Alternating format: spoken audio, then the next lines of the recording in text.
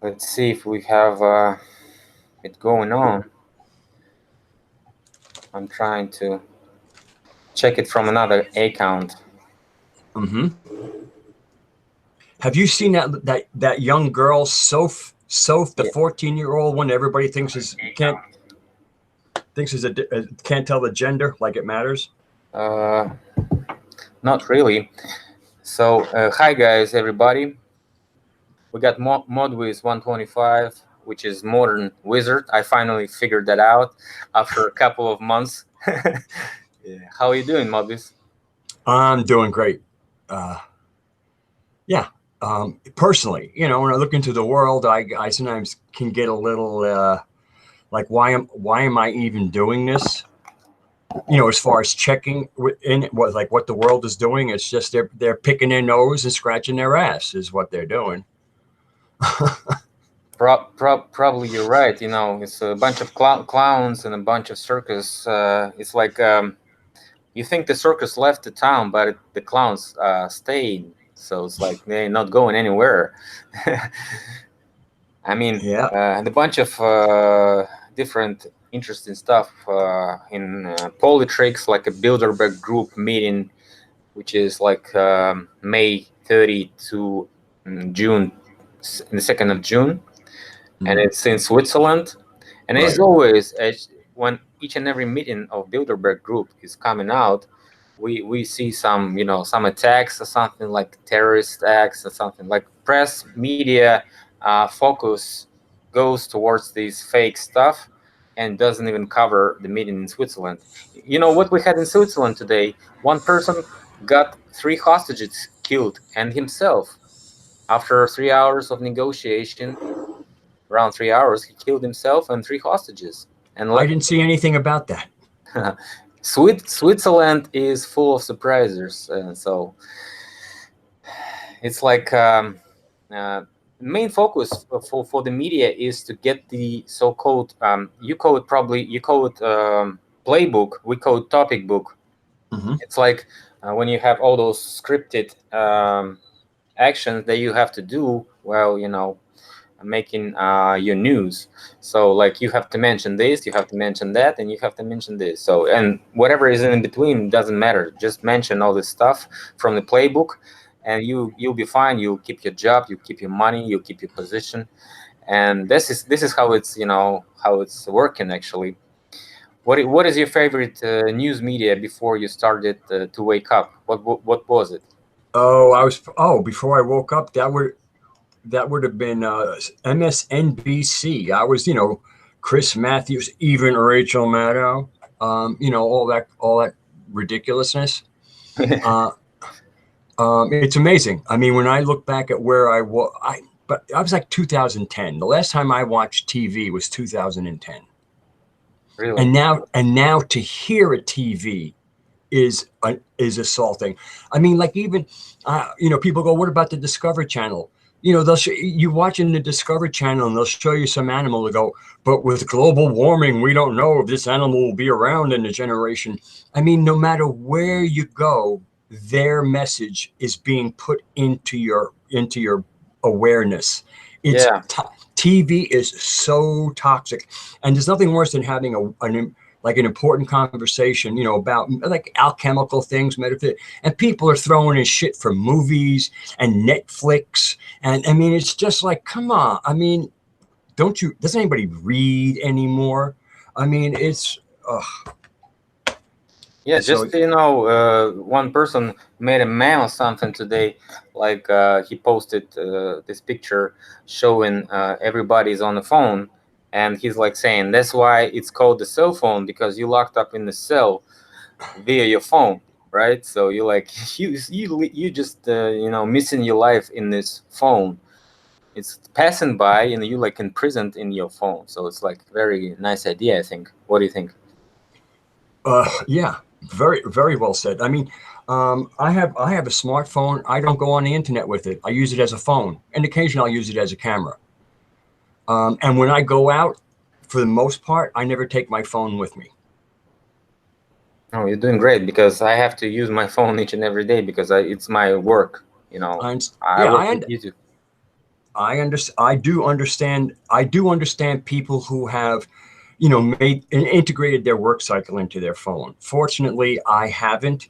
And when I go to the store, if I go out for a few hours, I'm not in the mood. I'm with real people. Finally, the last thing I want is some kind of cyber interaction with somebody who wants to text me. And I mean, fortunately, I try to keep my friends relatively small, but I it just seems like there's an impulse to texting. It's just like somebody has an idea, and it's just like the whole thing really. I'm trying to have hope for humanity, and humanity is constantly smashing me against the rocks with their stupidity and their ignorance. Yeah, really. So probably people are losing their friends, those who were like acquaintances and stuff like this, after they try to like tell them about real stuff, real things that's going on. Like you woke up and you like supposed to say something to somebody, you like want to do it, and I just like in the year of like 2009, I stopped doing this because it's like useless, you know. So if the people ask me some questions, or if we're talking on the topic where I can add something like new via what I know actually, and an alternative view, like it's very interesting to implement this knowledge into some root of conversation, and people actually listen to you. But when you try to push this agenda to them, like trying to understand like what is like Tartaria or what the mud flood, they totally Right. ignore it. And that's why I quit this stuff in 2008 or 2009, something like this. So probably didn't do it for a couple of years. I was just an observer, and I started to do it again because I see people like totally misled by some information, and I'm trying to maybe correct somebody, maybe try to like put the real narrative on so people can get the idea actually of what's happening. It's like tricking down masses process, like, and use like running in front of the train that's going on, the train of propaganda that is like going on full speed, and you have to run before it and not get caught by the wheels and stuff like this. So what about your friends? Like I said, I have a few friends, and I try to keep them a little. Many of them are closer to my age. Usually 50 and above, and I have a few friends that are a few years older than me also. But the ones that I interact with the most are the ones who are engaged, the ones who I can have honest conversations with, even if they're not necessarily going where I'm going themselves. They entertain it, and there's actually a back and forth about the information. It's not like they're just listening to me and going, because I have friends who value my intellect and the world I live in and the work that I've done. So they don't discard, they'll give me a fair hearing. And I also don't try to, I'm not a conspiracy theorist. I'm a fact gatherer, and then I also take, because I have a personal shamanic type of practice in trance states, I get a lot of information there. And I filter out what I think would be relevant to a conversation. Some of the stuff you get is kind of like for you. And one of the funniest things is when you really get a lot of information, it's kind of like you get like a gallon of information, but you only have a cup of capacity to hold it. Yeah, really. So that's what you're left with, a cup.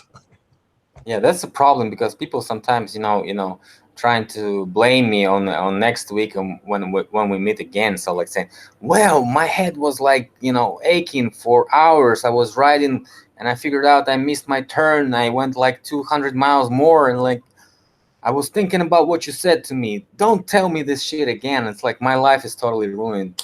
So it's like I had some cases of that. So that's why I prefer, trying to speak in English, because my friends won't watch me in English. Most of them just don't understand what I'm talking about. So they know I have some personal channel, of course, because I'm sticking to my phone each and every time I answer in comments, and they like trying to look up what I'm doing there.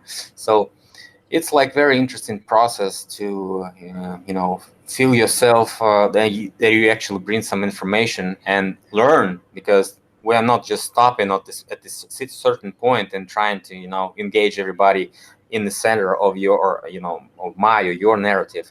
I'm trying to find new facts and like very interesting thing that I found out today about we have this, ancestor god or whatever we call it, which is called Perun, and it's like similar to Zeus, and we probably talked about it before. And one person tried to find out what is this pair thing has to do. So he like trying to spell it, pir, per, and he found out that Perun is like, lightning. It's lightning or some energy flow. And people like trying to call each and every lightning a Perunitsa. So it's like after Perun's name. So he figured out he can go towards the Greek. And in Greek, we have pyrotechnics, which is like Oh yeah, I know what fire. that is. Yeah. Yeah. And also the nice connection, I don't know if you have it, it's like some thing that people say when it's like not appropriate to say something. Maybe you at the funeral and you try to tell a joke, and it's like, or maybe it's like earthquake and you're trying to make fun of people that lost their families, and it's called like pir во время чумы. It's like a festival or a food festival when you have a plague in your town. So literally, I don't know if you have it. So it's like something that came from the ancient time, and people still use this as to say if something is not very appropriate or not appropriate at all. And pir is like he tried to find out what is the connection pir in Russian and pir in Greek, and he found out that piragi. We have piragi. Piragi is like some bread that you cook in a stove. So pierogis. Pierogi, yeah, you probably get this. My second wife lived on pierogis. Yeah. So also connected, like okay, pirun, pirogis, pir in Greek, and pyrotechnics is firearms and all this stuff. And the fire is the pir in so it's like fire during the plague. And this is where the dots were connected, because fire during the plague is really what was going on. People were burning each and everybody, and it was inverted to be a food festival at the plague site. So it's like, and we came further, that pair thing in British elites, they had pairs, lords and pairs, and pirates also. So it's like the people were blowing from the guns and setting up fires in different ships and stuff like this, and towns and stuff like this, and were robbing. And they had this skull and bones thing that we know as an emblem of all these secret societies, and still they use it. They use it every day during Eurovision contest. Madonna used this thing, and she totally has this eye covered like a pirate, and both. So her head is like a skull with a covered eye, like Raiders emblem and whatever. So it's like different each and everywhere. Skull and Bones Society, which is George Bush, Bill Clinton, whoever is in John it.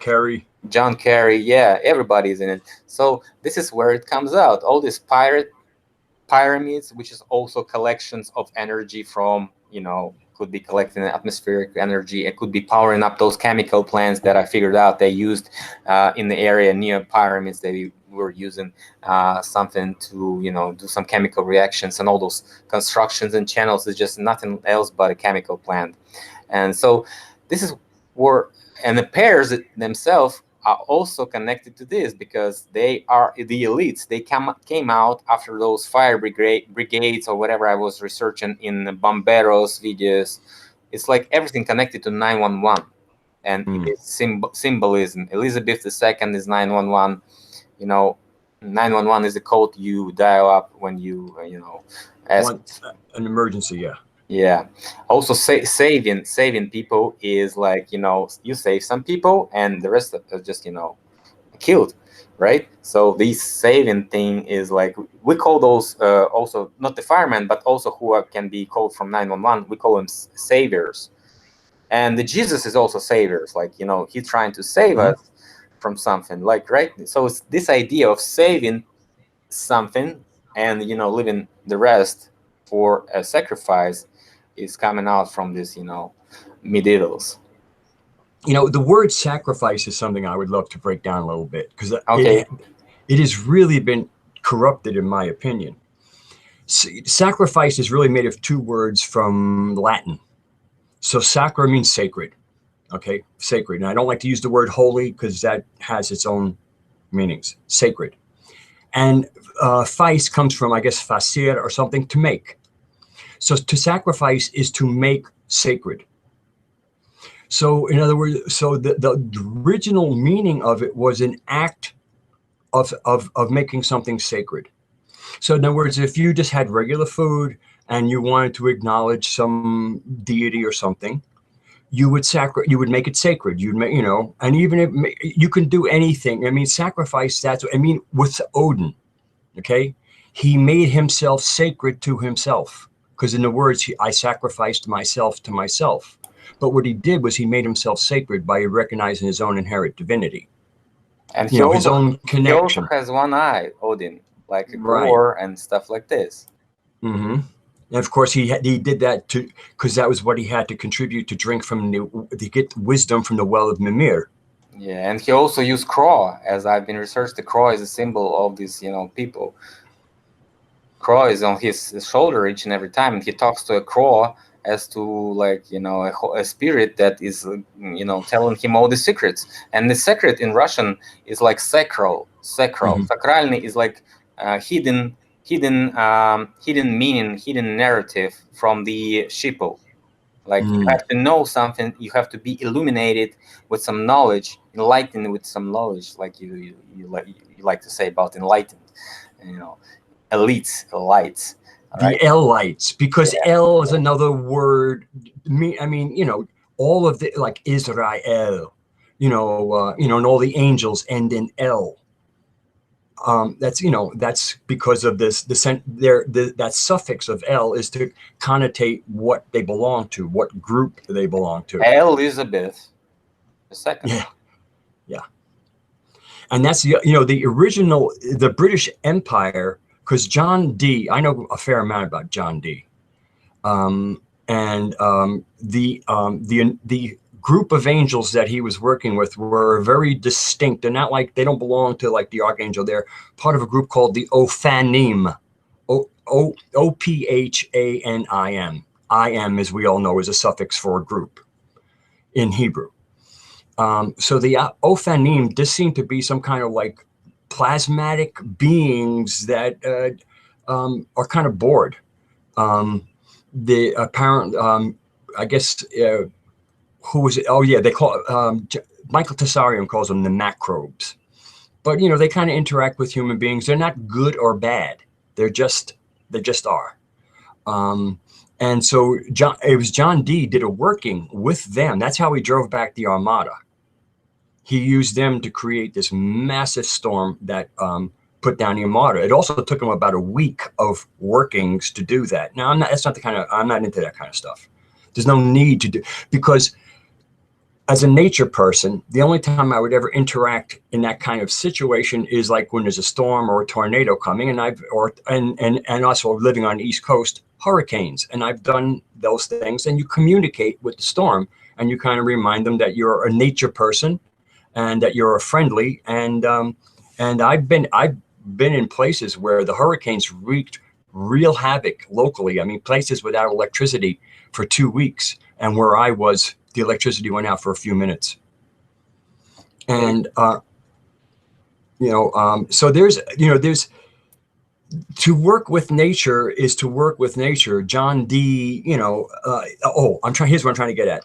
The word empire really comes from empire, like imps, like little demons, or that's what often how it gets translated. But the British Empire is really based on him dealing, and it was these Ophanim that kind of supposedly gave him the idea to do this. So I don't know how I got off on that. Empire is if we try to break it down in Russian and in English, it's like empire. Pyre is in Greek is fire, so it's right in fire, empire in fire, and in Russian it's imperia, or imperium is in Latin.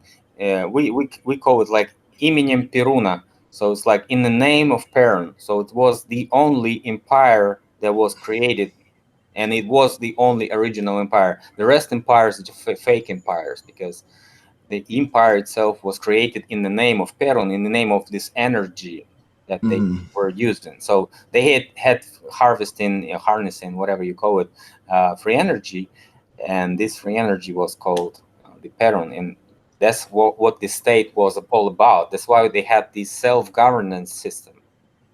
That's what really pisses them off, because when you're trying to understand that we have like engines that could be like working on simple water and some byproducts of that nobody even wants. So it's like no demand for those byproducts. Like we have this technology, but when you try to understand why are they not implemented it in real life, you can understand that the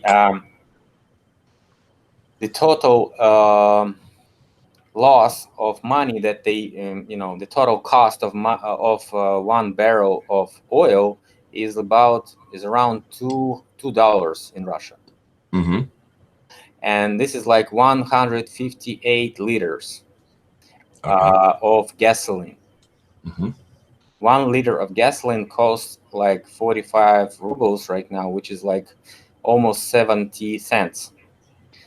So in gallons, you'll be like having like maybe around $2 per gallon. So it's like you have to understand that the cost of $2 is like 120 rubles. So it's like you make 2,000% in when you sell this barrel of oil. 2,000%. Nobody wants to figure out about this free energy, whatever you're going to be talking to them, proving to them, trying to practice all this stuff, show them, really that it's working. They don't care, because they make 2,000%. And oil is, endless. It's almost infinite right now. So there's no way that it's going to end soon. And they even come back to those wells that they dropped like 10 years ago, 20 years ago, 30 years ago. And Mother Nature fills them up. Yeah, it's all okay. You have to come back, and it's like 40% filled, 50% filled. So it's like they're gonna wait a couple of years, and they come back there again. So this is how it's all produced. They know all those places, and they definitely share this information with their offsprings, and that's why we always mine and drill all this oil and stuff, because it's endless. It's like blood of this plane, and they use it. I feel much of it. I mean, there's always, I always see like the money is fun for them, but they actually, for me as a Gnostic, the earth is alive. Okay. I mean, there's Mother Nature isn't just a name, and they actually hate her. And that's why they've been, that's the whole thing behind not only that's the attack on the feminine. The givers of life are detested by those who really are just pretenders. They usurped that's why the world is going down. Once they got rid of the people who knew how to run things, it just gets worse and worse and worse. And that's why to me, that's evidence for me, for Fomenko's timing of when the crucifixion occurred of, 1083 of what we now call AD. So that's about 850 years, because when I look at just how incompetent and destructive these people are, if they had had thousands of years to do this, we would have been a lot worse. To me, and to me, what killed the Tartarian Empire, the Aria, was when religions kind of came up. First, what they had to do was get rid of the pagan Aria. So-called pagan.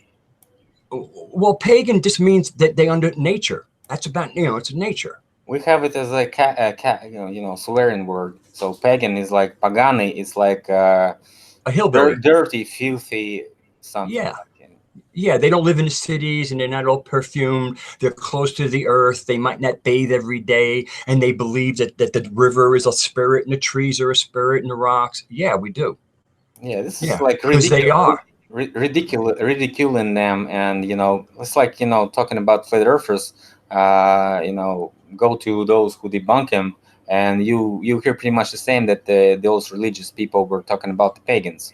So it's like they picking facts, and some facts that are not like very I nice mean, for the sheeple. it was the Romans and their state religions with their state gods who called the people in the country pagans. So people sometimes think that the Greeks and the Romans were pagans. They weren't pagans. They had a state religion. The Mayans who were sacrificing all those people, they were sacrificing them to one god. Yep. So if you're sacrificing all those people to one god, you're not that's not what a pagan would be. Yeah, this is a government religion, so it's like, if they even abstract themselves from any religion, they still backing it up, because we see this, we call it pagan movement in Russia rising since like 1996 or something, and all those people like were in prison. Somebody went for 2 years, somebody went for 10 years, somebody, we don't even know what's happening to them, and just they go in them, searching their houses, finding some literature with all these swastikas and stuff like this, because it's all Aryan symbolism, and they just put them in jail for spreading hatred, and we have even a felony for this. So it's like a very harsh crime, and all those websites getting blocked, all those channels getting blocked. That's why I'm not even trying to promote this stuff in Russia, because it's all controlled, it's all monitored. No. It's more free to talk about this stuff in Western, to Western people, to those who know English, because nobody is monitoring this stuff on internet, except maybe those who like trying to report us. We have like some cases and people trying to threaten me, report me, and stuff like this, saying like my channel is going to be down, and I'm just like the creepy blind guy. Not just people that came from his channel, and stuff like this. Oh yeah, I have to admit, the people who follow people like that, boy, we're talking bottom of the barrel.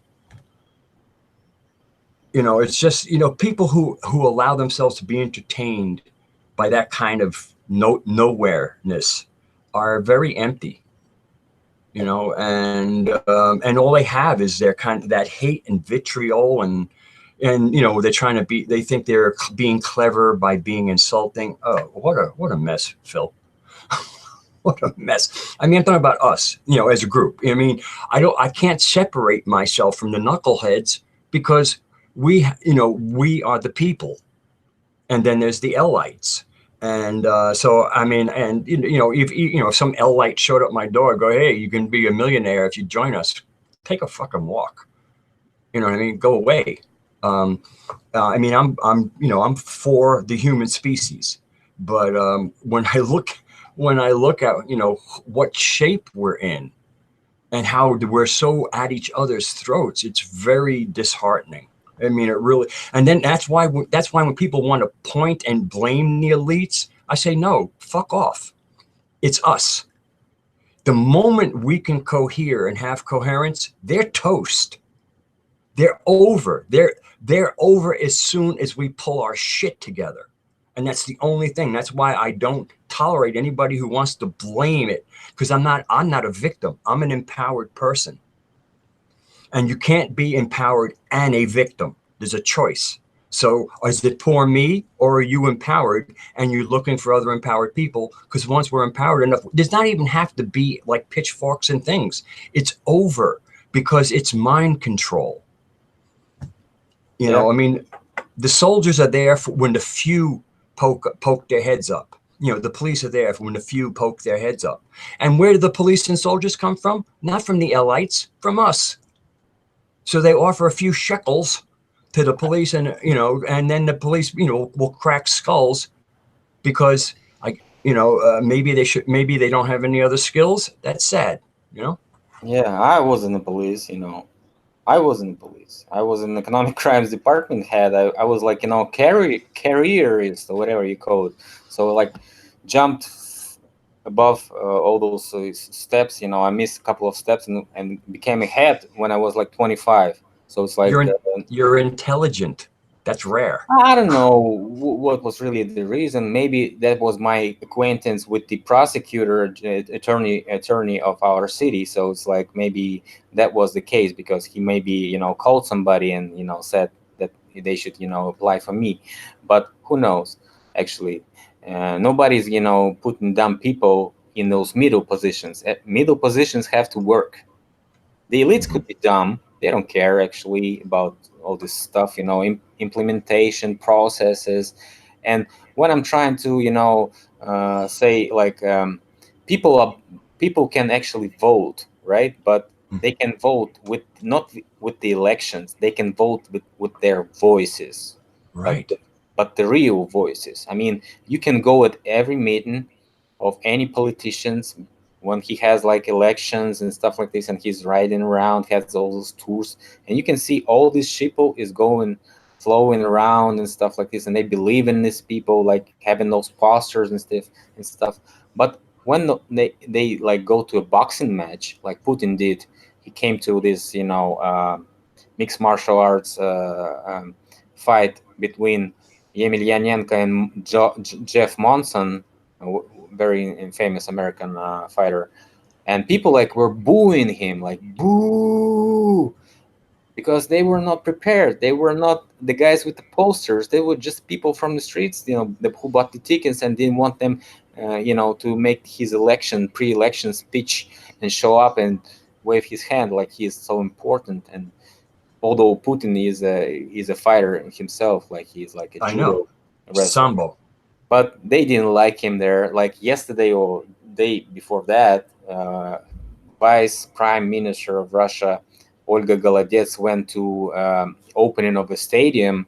The stadium supposed to be like a police sponsored stadium, like it's called Dynamo. But it was like built by some banks and stuff. And so she's like, we built this stadium for you, and people like said boo, like they know who built this stuff. It's our taxes built, not you. Why are you making your PR campaign here on stadium?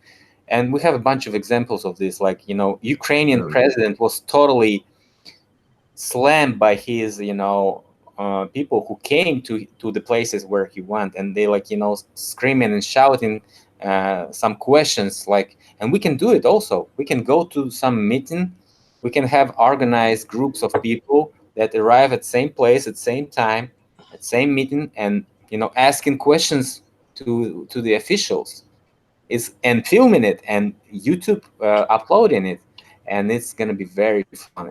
They're gonna be Mhm. very pissed off. This technology works for 100%. Ukrainian president didn't get him elected because of this. They were asking him one simple question, and people were trolling him like for 3 months. And he totally, showed his real face of a tyrant, and everybody was filming him.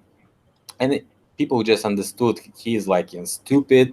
He's like unprepared, and he doesn't even know what to answer to the people because those questions were unprepared, and this is what really works. The unprepared questions about history, uh, NASA failures, or maybe some scams that going on, or maybe some rumors about the person. You can find out this information and bring it straight to his head at the point where he's not prepared to this, because and they like totally show their faces. You film him at this certain point and upload it on YouTube, and people like everybody's liking those videos. And we had a great experience this year doing this stuff. I was also into this stuff, and I can say it's working, and they're really pissed off. Look at the Bilderberg group. They were even showing up to the press for like 20 years, and now they supposed to say like, we meeting guys, we just want to meet in secret, and stuff like this. Just don't mess with us. We just have these private hotels and stuff. So this territory is security area, so don't go here.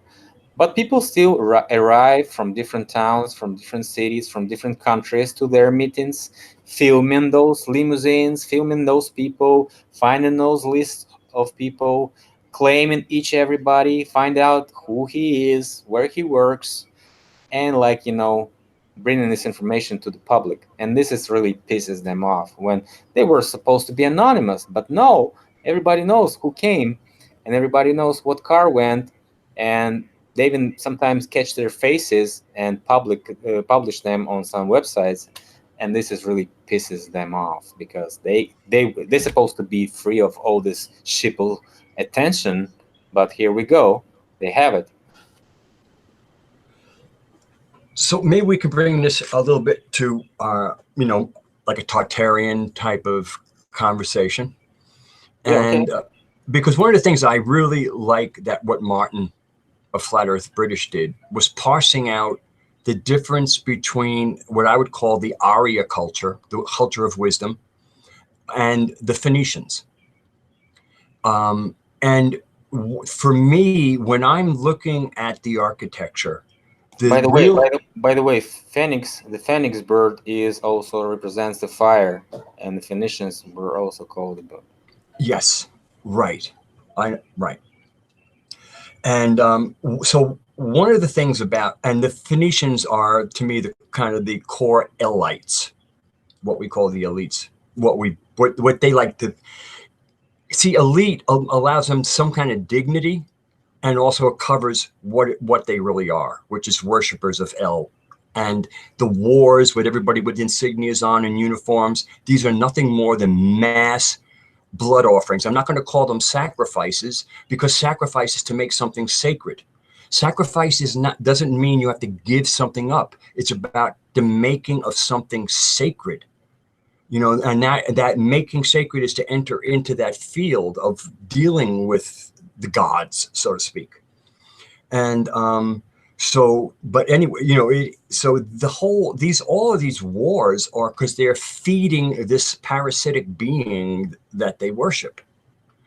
And so anyway, when I look at the various architectures, the two stark differences between, first of all, the Elites love right angles and squares. So and the other where with the Aria, they, as much as possible, don't use right angles. And even when they do, they try to bury them within other rounded things. They understand the toxicity of a right angle. And in a square, if you understand how astrology works, in a square, all you have are right angles, which are not a good thing in astrology, and oppositions, which are tension points. So a square represents hard angles and oppositions. It's a fucked up energy. Yeah, it's also even, and even is not a heaven type of energy. Odds, right. It's heavens, and even what is even is like earthling stuff. Yeah. So what I noticed with the true Tartarian architecture is it evokes nature. Like, in other words, there's a feeling of mountains and trees, and it sits in when you look at these massive, like, let's take the Hagia Sophia and in Turkey, in Constantinople. You see it's like this mountain with trees. Of course, the minarets I think have been a little bit or now a minarets, they probably used to be energy collection towers or distributing. But there's a difference. And then with the Elites, there's right angles all over it, and it's imposing. It doesn't sit like nature in the landscape. It kind of sits like, I'm here and you will recognize my greatness.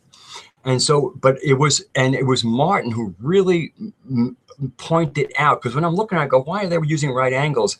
And sometimes you can even see newer work on the older work where they kind of add in the right angles. Because that's very, I mean, when you look at the cities in America that were built by the Aria, when you come to a street with four corners, very often what they did was they kind of put an octagon angle there. So it wasn't like 4 points at a corner; it was 4 flat surfaces. So you didn't have that toxic energy in a corner. So that they have very separate signatures. And even once again, if that seems like, oh, that's too much math for me, just look at, does it sit like majestic like a mountain, majestic like a redwood tree, or does it sit there like a fortress? And that's the other thing with, when you look at the star forts, they didn't have those little arrow slits. They didn't have those little things that you could hide behind and shoot, because they weren't for war. I mean, they had some protection, but they weren't war based. The Aria understood war was a waste of humans and material. I mean, everybody who's just sitting there holding a spear could be doing something else, making a horseshoe, plowing the field, making some tapestry. I mean, there's important things to do rather than standing around with a spear. Of course, once the parasites started getting their minions going, they had to raise a warrior class, and it was natural. The Amazons were a woman warrior class. And, but that's, to me, I really, I love Martin's presentations, but to me, that parsing out, that separation from this old ancient architecture of who's who, who was bringing the wisdom and who was kind of coming in and then wanting to still but they sit there impressive, but they were sitting there impressive like a bully. There's nothing bullyish about the Aryan architecture. It's impressive. It's breathtaking. On the outside, it's breathtaking. And then when you go inside, it's like being inside like the old, huge, whether it's a redwood grove or an old oak grove, that's what it's like being inside. And so to me, what they were able to do was come out of the woods, come out of,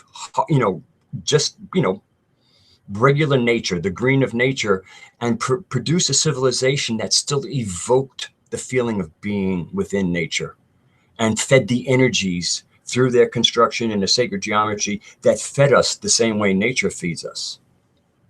Yeah, design and the stuff that we see, like let's say like left in India, Cambodia, Vietnam, all these fancy ornaments. This is all Aryan motifs, and they they even claim it as Indo-European or Indo-Aryan culture. And most of it is left. Some of it is left in Russian architecture. We also have it in wooden houses. We call it terem, and that's why probably most of the architecture didn't survive, because it was burned. And only stone and brick houses survive, because most of the people were living in the wooden houses. So it's like they were more, welcome at that time. And still, for now, people that are living in the country, most of them build the wooden houses. Yeah. Well, that's because they kind of lost that skill. I mean, in 2010, I think I took down I left. I'm a third degree Freemason. I'm a master Mason. Technically, I was, made that. I no longer participate. I left. And one of the things that's interesting looking back, almost 10 years later, at all that, and and all these claims of Freemason, what you see with the Aria is what is Masonry. And the Masons were part of the ancient mysteries, the pagan mysteries, the sacred geometry. And they were the ones who really, and you see that demonstrated or evoked in their architecture. And so modern Freemasonry is, first of all, if you ever, I know, basically their belief structure, it's not pagan. The Freemasons are not pagan. The Masons who had the skill, who actually could build stuff, were pagans. They were using the mysteries of nature. Okay, so when you're basically the mysteries of nature, or what paganism really is talking about. The word pagan is a dirty word. I don't know, but I like it because it means people who live it, who appreciate nature, who want to immerse themselves in nature, don't want to be, it's, to me, it's a very wholesome term. I lost my train of thought. And I'm smoking tobacco. What about, what about those brothers that you were in your lodge? Do they Okay. know that you have a channel right now?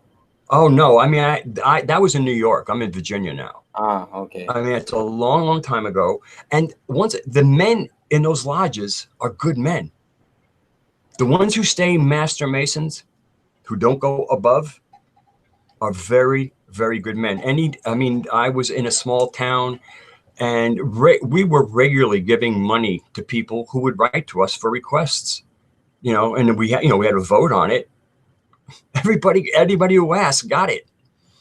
They were, I mean, men who, I knew men who were regularly driving children for dialysis, burn units. I mean, again, it's the good face for the above, but the men in those lodges, those basic Freemasons, are good men.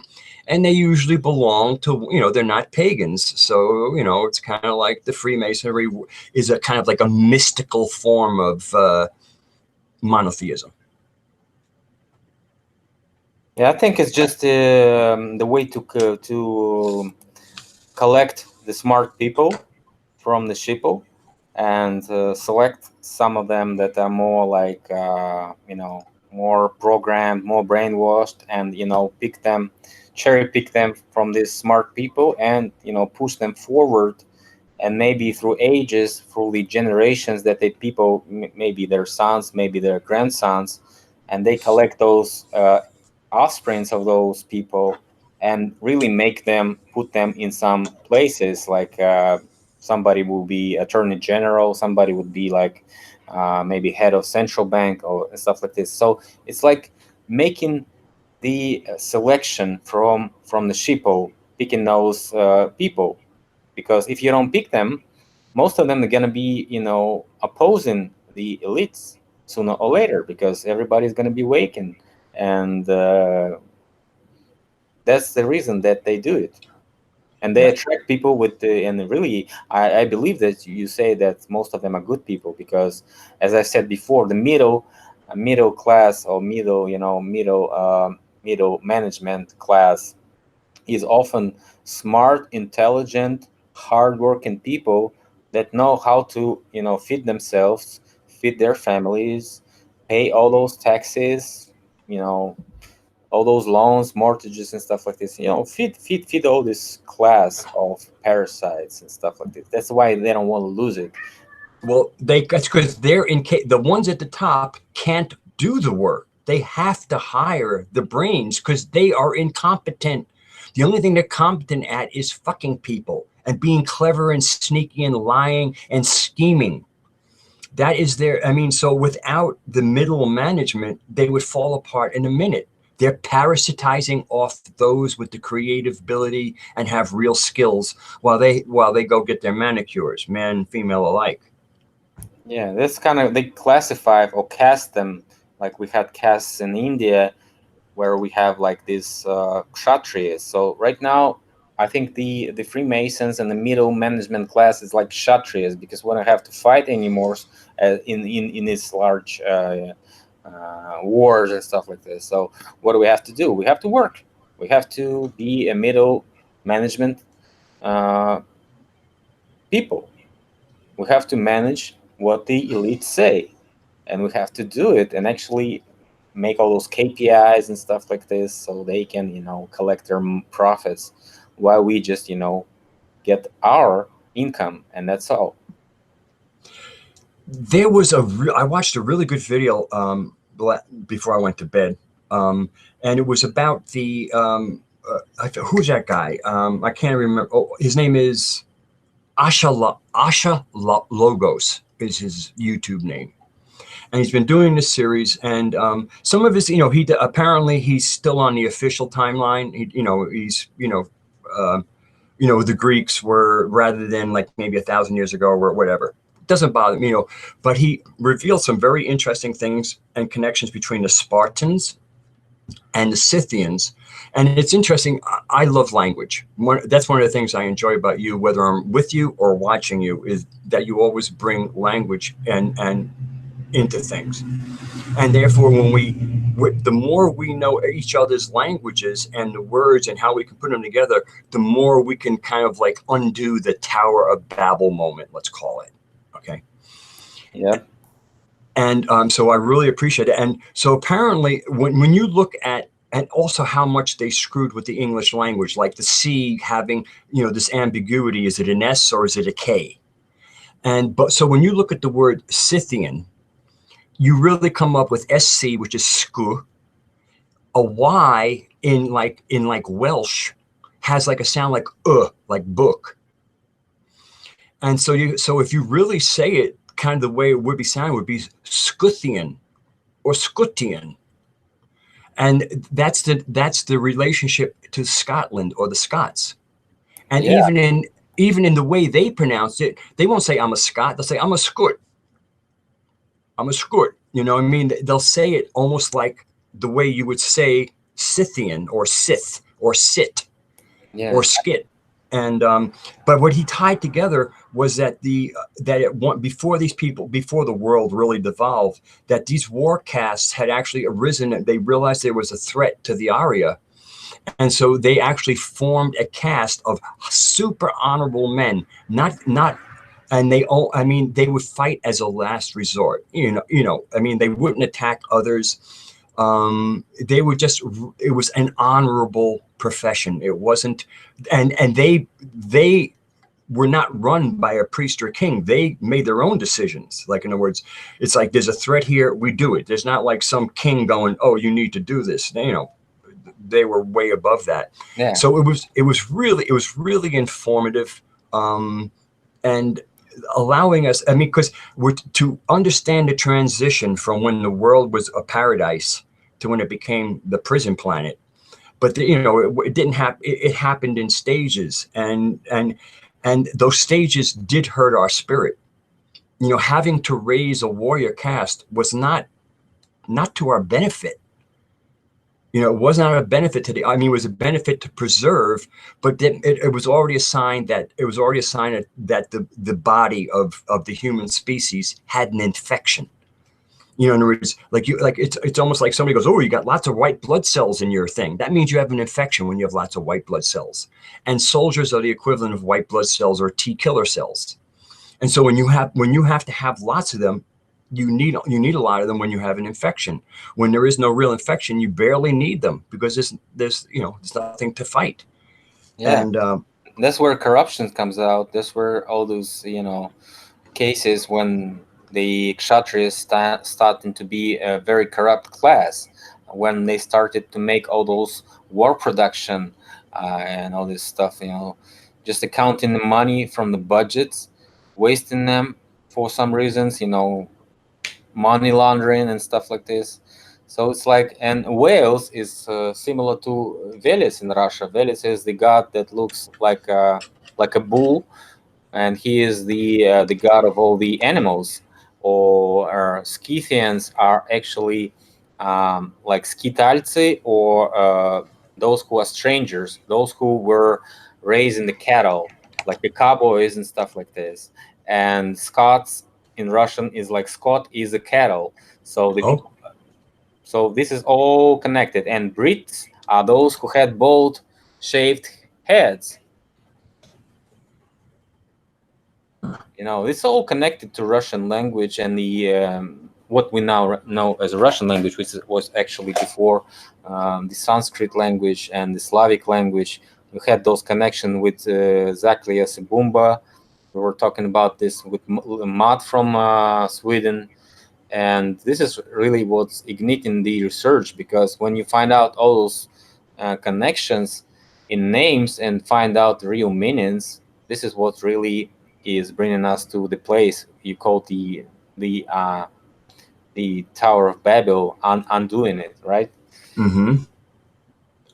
And so not everybody has, and that's why we need to share, because we all have unique talents. And when we form into a true community, we become like a group. We become a group intelligence.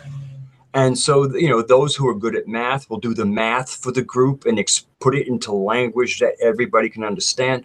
I mean, this way, it's really a beautiful thing. And so, I mean, I love language. I'm still teaching myself languages. I think I would like to learn Russian. I'm learning to read the Greek alphabet.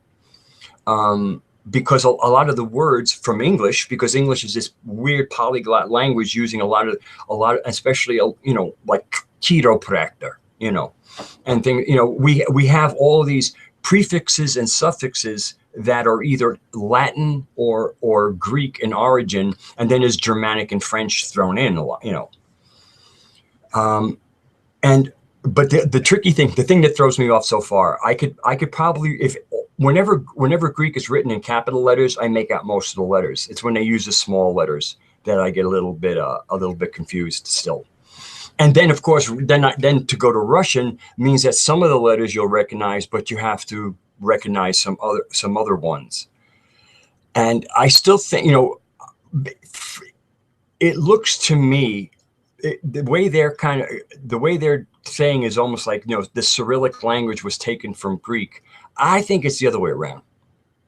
Yeah, I find it out each and every day that they took just the simplified this alphabet just for the Russians can read it, actually, because we couldn't read their Bibles without updating their alphabet towards what we had in Glagolitsa, which was the trade writing. And it's like confirmed by the officials that they say that it was, but they still can to stick to the official paradigm, which is like that the Greeks gave us the alphabet, actually. So, but we find out that it's not true, because we had all these writings before they even came. And I also have this theory developing that the person that Flamenco identifies as Andronicus Christ, the man who was crucified and then a following developed after that. I'm under the impression that he was probably an Aria, the man that they crucified. And so that a certain amount of the Aria in kind of commemoration of one of their own being killed by the parasites kind of developed a kind of an ancestor worship of him. And that's why when we see people like the Cathars later in France, who look like they're Christians, but when we look at them, they tolerated the pagans, and I think they were trying to live in the mind virus world with their ancestor worship that they were covering as a form of Christianity.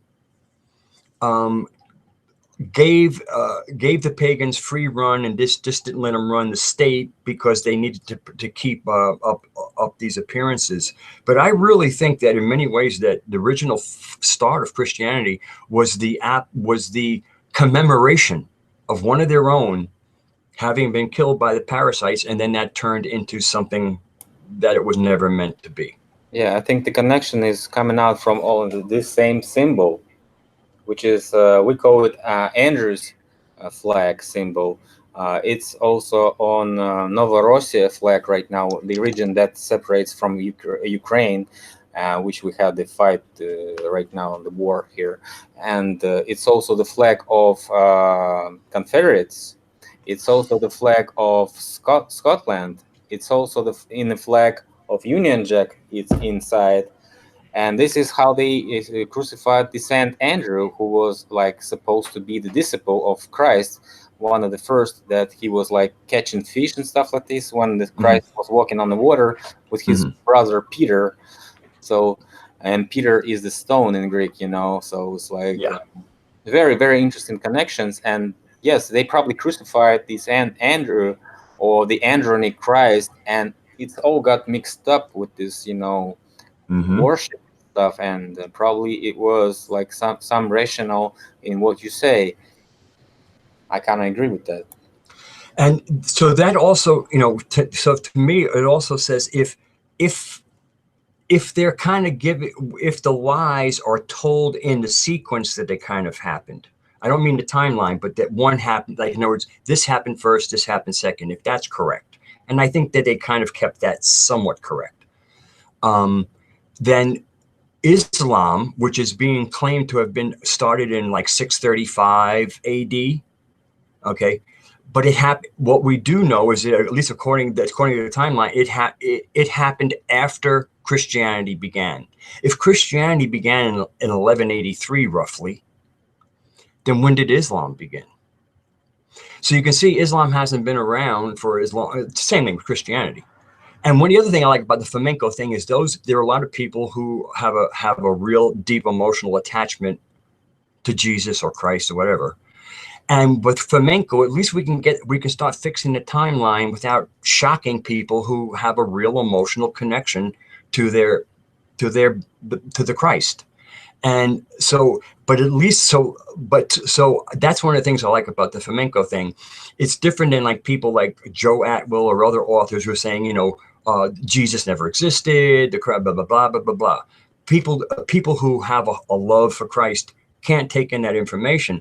Where with the flamenco stuff, Christ stays alive, the religion stays alive, but we move everything into a timeline that starts to make sense to me. Because again, the predations, these people are so fucked up.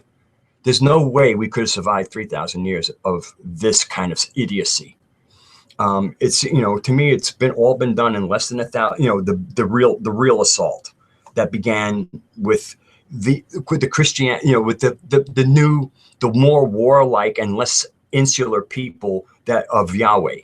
Because once the Jews cleaned out wherever their original homeland was, I mean, with the Jerusalem right outside Moscow, you got to wonder sometimes in the old maps. But once they had their land, they wanted nothing to do with anybody. And even from a Gnostic perspective, what looked first like a threat was like, oh, it's just a tumor that's going to sit there. It's not going to spread. Okay, it's contained, it's quarantined, no problem. It was the advent of Christianity and Islam when, look what Christianity did to pagan Europe. I mean, Europe was a pagan place. And to me, one of the reasons why a lot of Europeans might want to rethink about identifying as pagans is because right now, when you look at, like, let's take America, the Americas, okay, and what happened here with the natives, with the indigenous people, okay, and it's the white man, the white man, the white man, okay. My whole thing is, no, it was the Christian. They happen to be white, but the Vikings. There's plenty of evidence of pagan Vikings having already been in the New World. What did they do? They traded.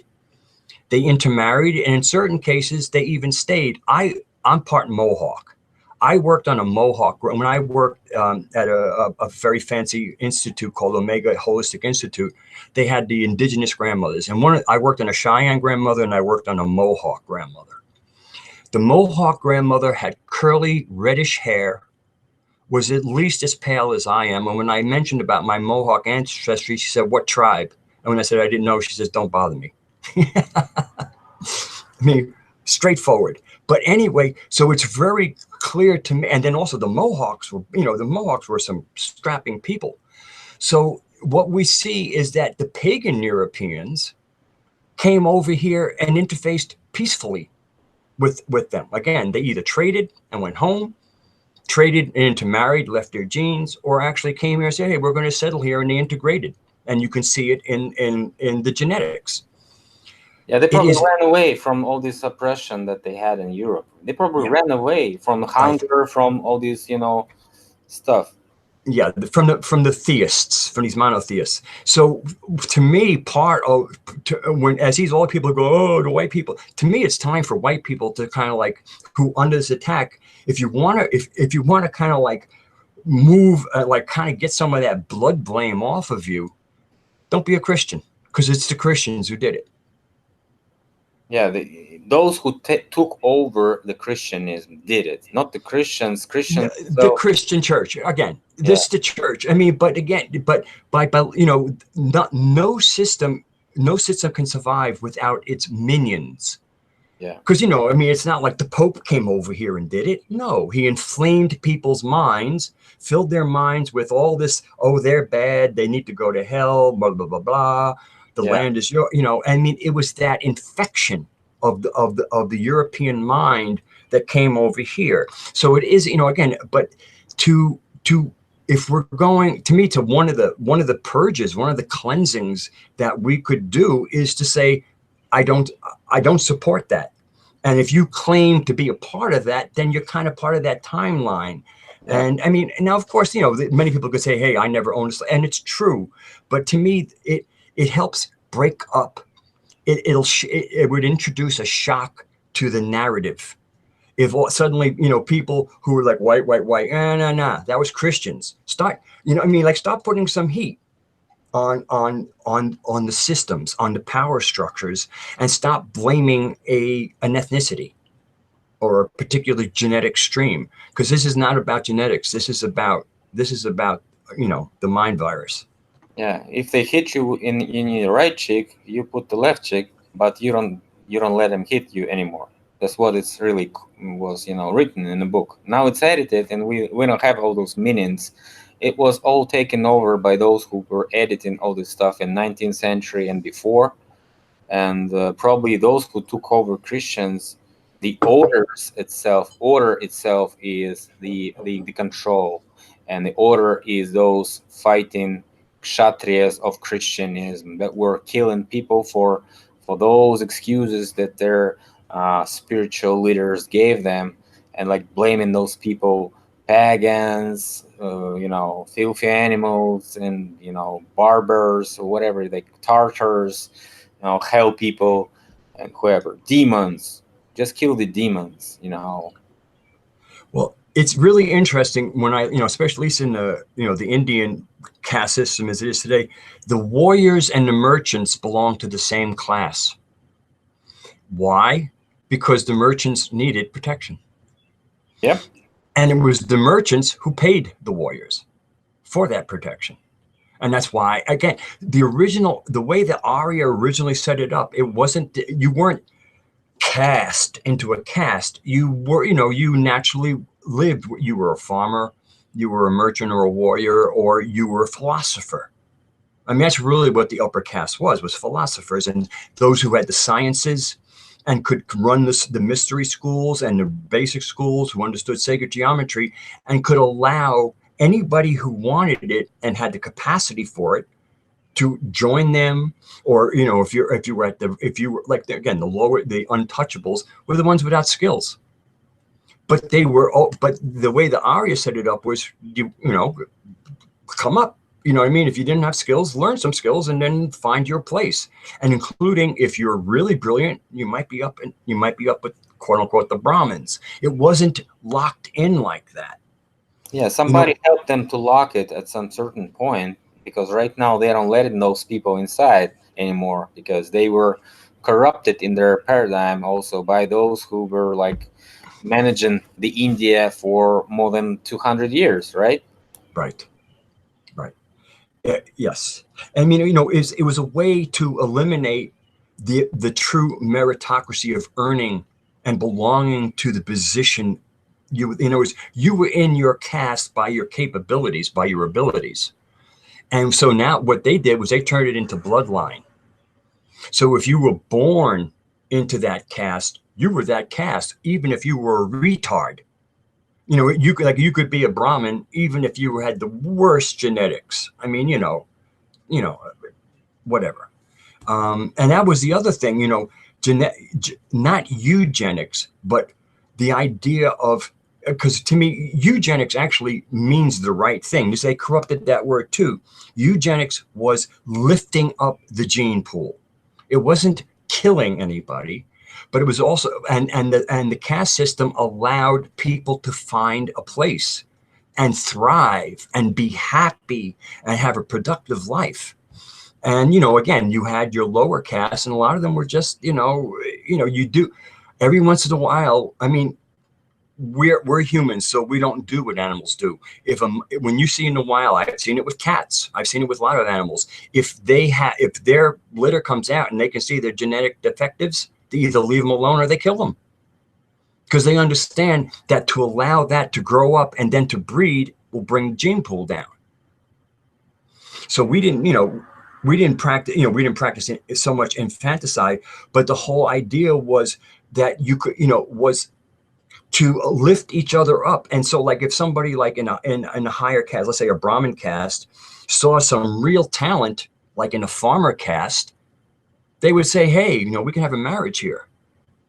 And the whole thing was to allow them ascent into there. And also because a lot of times the farmers kept that robust genetic stock to them, where if you've been kind of staying in the classrooms for too long, your genetic stock might start, you might, because again, you have the epigenetic feedback. You have your own feedback into your own gene pool based on what you do in your life. So you can see where when you find some brilliant farmer kid who's just strapping and he's as smart as the rest of you, you go, let's get those genes in here. You know what I mean? And everybody benefits. And so to me, that's true eugenics, where you're taking gifts and everybody gets lifted as much as possible. And that's what the Aria did. And this worked until they had this common idea, the common sense, as what we know right now is common sense, but it was a common narrative. The people were actually coexisting and self-governed with this system of classes and castes. But it wasn't like, they weren't letting those fresh blood people into their system. It was open, as you said, but right now it's closed just because they need this middle class to work, and the elites, they need them to be dumb, because the elites who are getting killed. Like, look at the Bolshevik Revolution. All the elites were massacred in Russia. Like, the elites are getting killed, and they sacrifice animals for those who control the elites, those who are under cover, under this curtain, pulling strings and stuff like this.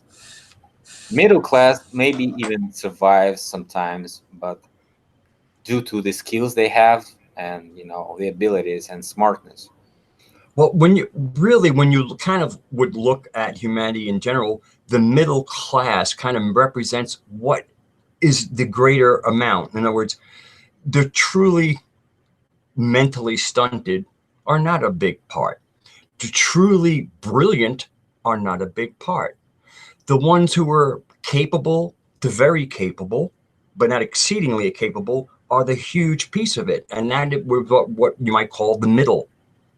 Yeah, people classified this like this.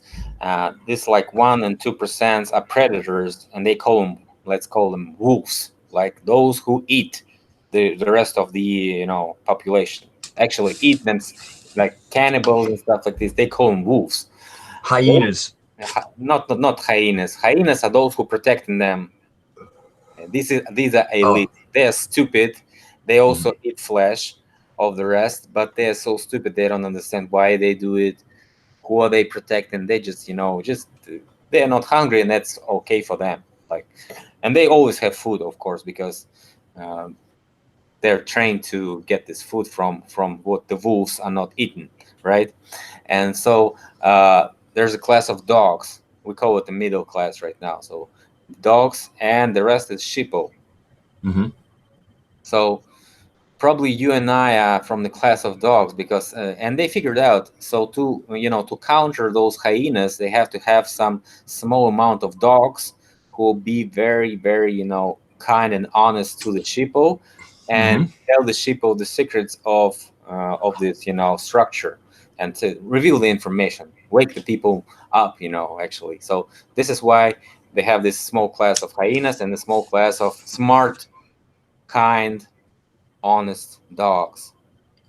In Native American, at least among the Ojibwe and the Sioux, the wolf, the medicine of wolf is teacher. And that's probably why I when you about the wolves, because I think the wolf has been given a bad reputation. Like wolves work in packs, and then you have a smaller wolf that in English we tend to call coyote.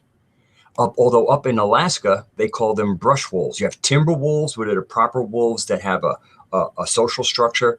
And then you have the brush wolves, who are largely individuals. I mean, they get together and hang out, but they hunt alone. Unlike the wolf packs that hunt like a team, like a basketball team would play basketball. Like a pride. Like a what? Pride of lions also. Right. Good example. And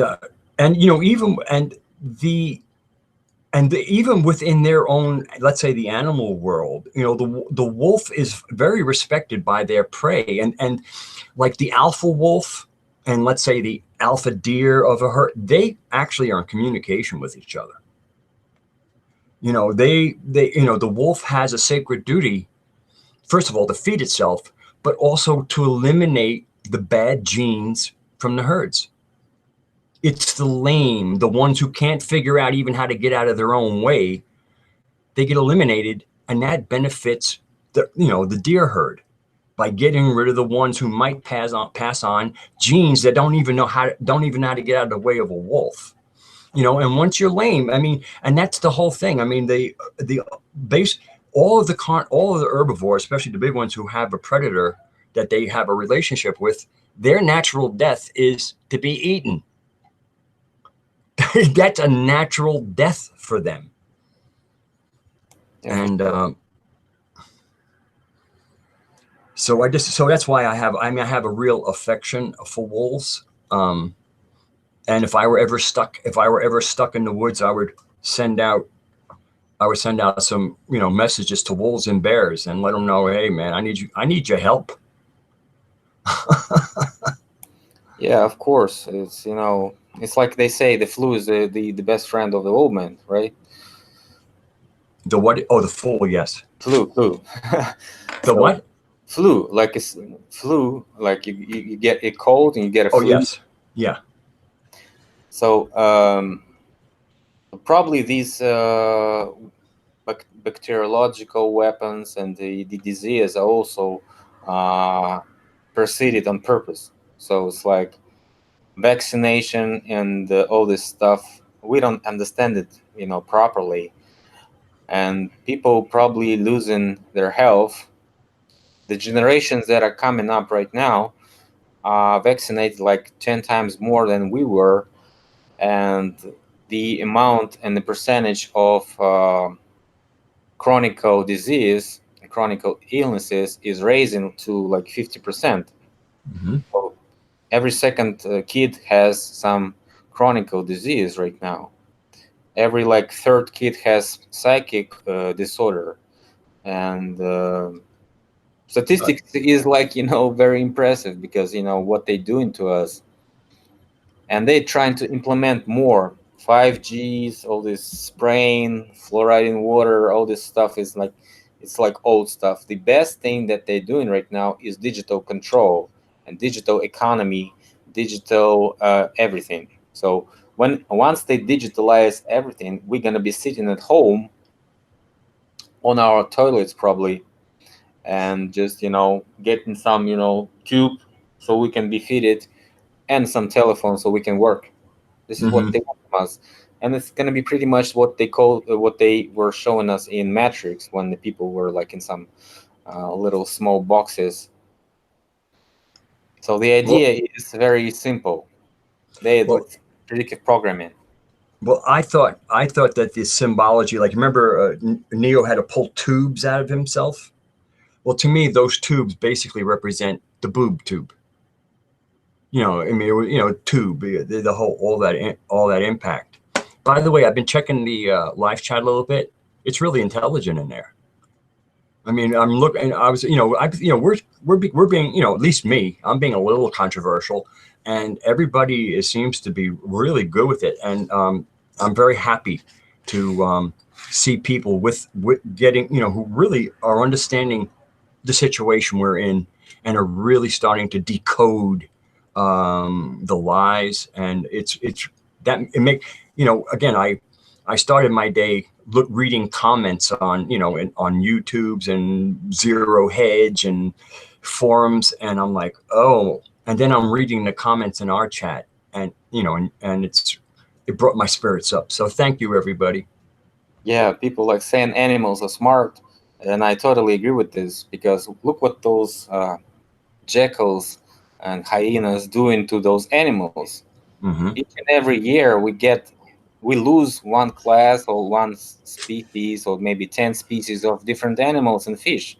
Mm-hmm. Totally lose them from nature. Look how many animals we lost since like 20th century. Mm-hmm. And how can you be an advocate of those guys? How can you be like, saying all this tinfoil and conspiracy theorist stuff? How can you blame us for like, revealing this information, instead of you are really pissed off of what's going on in your country, your city, and you probably don't like your mayor, or maybe you don't like your president or prime minister or your government, but you advocate their paradigm, their narrative that they press into the sheeple heads, and just blaming people like us for trying to do our research. I hate this stuff. I'd like to talk to those people. you know I want to brainwash them one more time, reset their heads. I don't know what to do, actually, but because I think they're just the same as us, as you've been talking about the Freemasons of low degrees, the same as us. They're like, Mm-hmm. pretty ordinary people, hardworking people, smart people that want to learn something. They want to be, more spiritual, strong, and that's why I don't support all this hatred about masonry, and I really separate this class about. I was making some videos about who is playing right now, and I really separate them into the certain class of national players, because most of the Mason lodges are national players, and they're like really nationalist, patriotic spirit people. Mm-hmm. They can even kill for this spirit, sometimes. They want to protect their land. They want to be conservative. They want to stabilize all this information so the people won't riot and stuff like this. They don't want all these changes. You know what I'm talking about? Yes, I do. And since we like words, I've only had 2 vaccinations in my life. I had the smallpox vaccination that I don't remember when I was very young, and then when I was in grade school, they gave me a second one. And that vaccination was, they had like a little metal rod with sharp little burrs, and they would scratch your skin, and then they would apply it, and it would go through dermally. Those are the only 2 vaccinations I've ever had in my life. I've never had a flu shot. I don't remember the last time I had a flu. Um, I mean, even a cold, I barely get colds. And I hug people, come, oh, stay away from me, I have a cold. They go, don't worry, I won't get it. I mean, it's because I eat well. I don't believe I can get it because I have an immune system. And also, if something starts to come, I take some vitamin C, I take some echinacea, and if I get it right away, same thing. I have these zinc. These are very low zinc. They only have 5 milligrams in them. They taste good. And because the big zinc lozenges will hurt your stomach, but like if you feel like the tiniest tickle in your throat, like you can feel a sore throat start, like your throat, and all of a sudden you feel like this kind of prickling. If you can take like a zinc lozenge, the moment you feel it happening, by the time that zinc lozenge is done, it's gone. If you allow it to culture, then it takes a little more time to go. But yeah, I've had all my childhood diseases. So I have nothing to worry about. I'm inoculated for life because I got sick. Matter of fact, there was a Brady Bunch episode about how you used to have measles parties because you wanted to get it over with, because it's not good to get measles as an adult. So Yeah. so when one kid gets it, you have a measles party. Everybody gets the measles. They get inoculated and they go on with life. They have removed that episode. Oh, really? People, used to go and visit the people who are sick into their Mm-hmm. homes, so Yeah. they can get all this uh, you know, immunity from those. Because it's when you get it naturally via your, respiration system, it's better than you have it in your blood, injected in your veins, right? Where Mm-hmm. you have no protection, no natural protection for all this stuff. And if you look at the mortality rates you know, but especially you go back, you know, when nobody was vaccinated and everybody got, I mean, it's almost, it's like less, like 0.1%, or even, I mean, it's so tiny. And, you know, and one, you know, Mother Nature wants the best for us. So now for me, the measles was great because, you know, I was a little dizzy because you didn't eat so much, but I wasn't at school. I loved having the measles. It was 2 weeks of not going to school. I loved it. Whooping cough, that was annoying, but, you know, it lasted a week. You know, it wasn't a big deal. But basically, if those diseases kill you, we've done the gene pool a favor. And that may sound really harsh, but you know, you don't want that weakness to continue. And to me, it's much more humane for nature, for what raised us, for what brought us into the world, really. I mean, the mother did, but behind there is Mother Nature. And if the things that she has sprinkled around to allow us to get humility, and in many ways, it's kind of like an initiatory thing for a child. If you pass through all those diseases, not only you were inoculated, but you were strong enough to like go through them and go, we're done. If those diseases kill you, you're weak. You are weak. Yeah, if your channel doesn't get any views, then you suck. And if you die from disease, you're weak. So it's like ancients believed in karma and reincarnation. So there was not a great, not a big deal to die. And so Right. people knew that they're gonna be like reincarnated very soon. And they actually could be contacting their ancestors via dreams and Navi worlds, as we call them, and those meditations that you actually do. They were rising to the level, talking to the ancestors, finding out who's next in the lane, who wants to be your kid. You pick that up, you make a deal, and then you make this child. This is how the things were working. Even, you know, lamas do the same stuff in Tibet. They know who are they gonna be in the next life before they die, and they actually point at the person that gonna be, you know, their mother and father, so they can find them easily. Like make all those, you know, prescriptions how to find those people after they die. So this is actually what I believe, because it's not a never-ending story, but you get your chances to live. Even if you die of some sort of stupid reason, you get your chances in the next lives, and maybe you're just not ready enough this time, and you picked this life before you were dead, just to get it, just to get some experience, just to get some practice, or maybe do some karma things that you did before. Maybe you were a policeman who were beating and killing people. You get the life when you get killed and be tortured by the same police, so you can understand how it feels. Or maybe you were, I don't know, a prisoner who were sitting in the prison for 50 years for no reason, for being blamed wrong. You get your next life, and you have a fine life as being maybe a kid of some rich person and having all this fun that you missed the next life before. So this is what I actually tend to believe right now, because if the ancients believed it, I find it enough respectful for my beliefs. Well, it's interesting. I remember, I can kind of recall who my mother and father were, at least in recent, before I was born to them.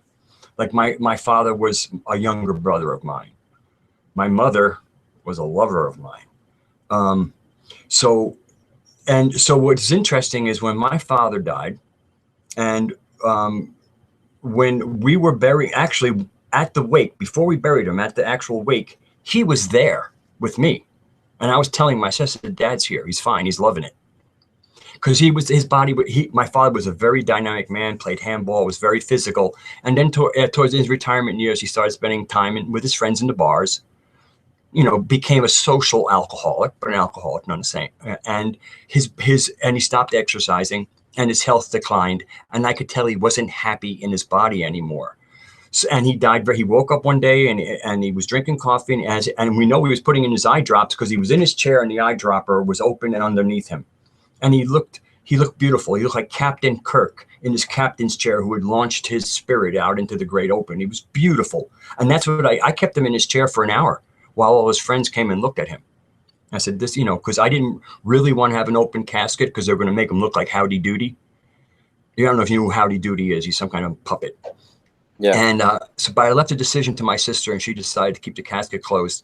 As we were burying him, my father was with me. And I told myself, I said, Dad's here. He's here as we're putting him into the ground. And after we put him in the ground, I went, and I lived in the same town as the gravesite was. And a year later, I went to his site, and his friends had left him all kinds of shot. I mean, people were pouring him whiskey. There were shot glasses all over his headstone, and people actually would come by and refill the shots for him.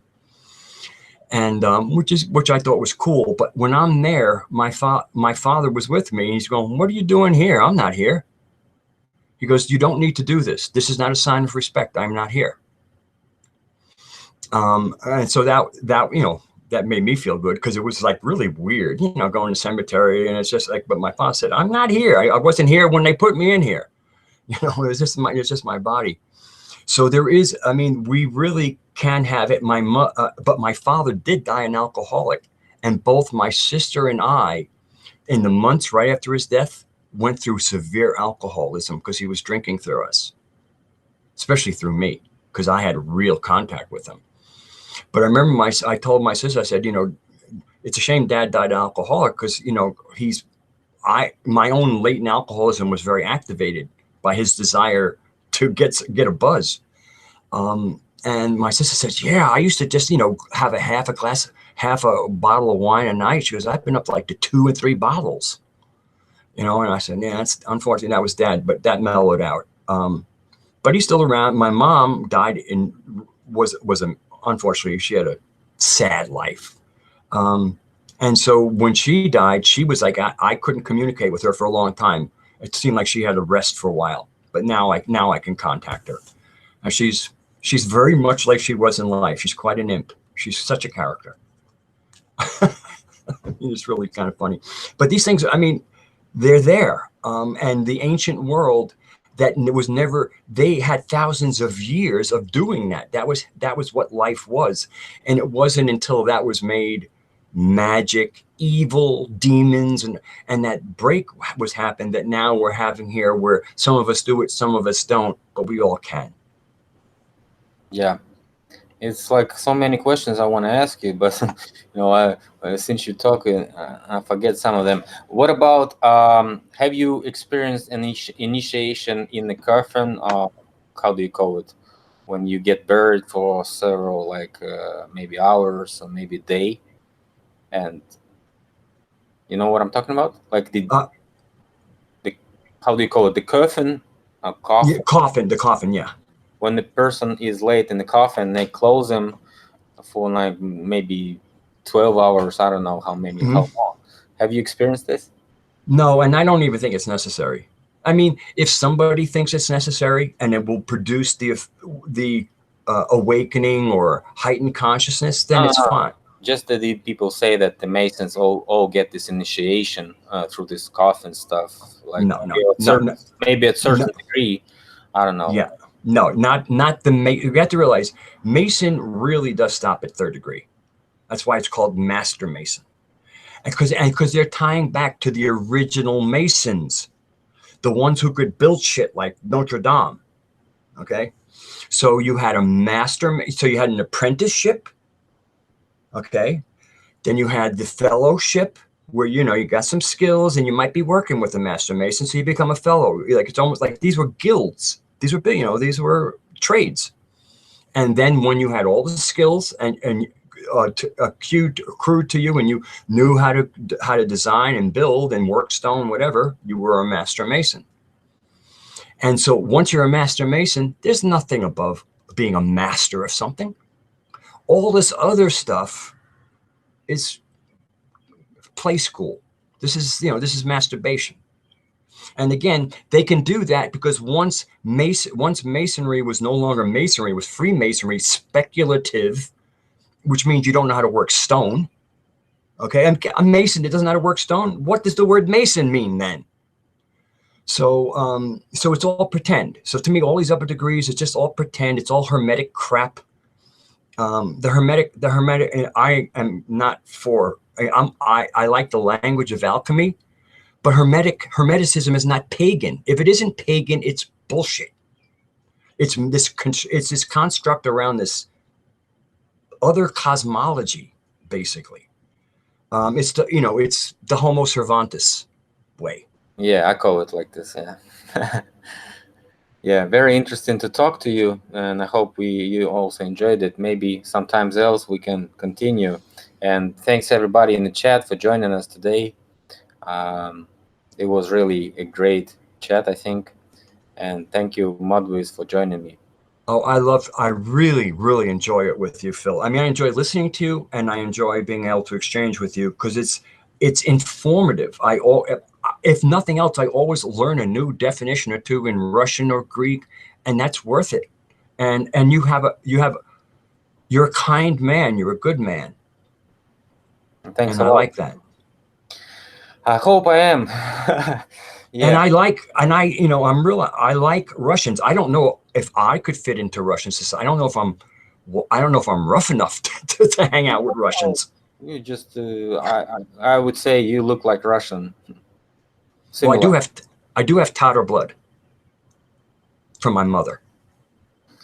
Oh, you probably look like just a Russian person for me. Like, I don't feel any difference, except that you have another language in your use. Well, again, thank you very much, brother. Yeah, thanks everybody. Thanks a lot for joining. And out there in YouTube land and those in the chat, thank you for being great in the chat and being with us. We have the greatest chat in the internet. Come and check it out by yourself. Thanks a lot for watching. See you later, guys.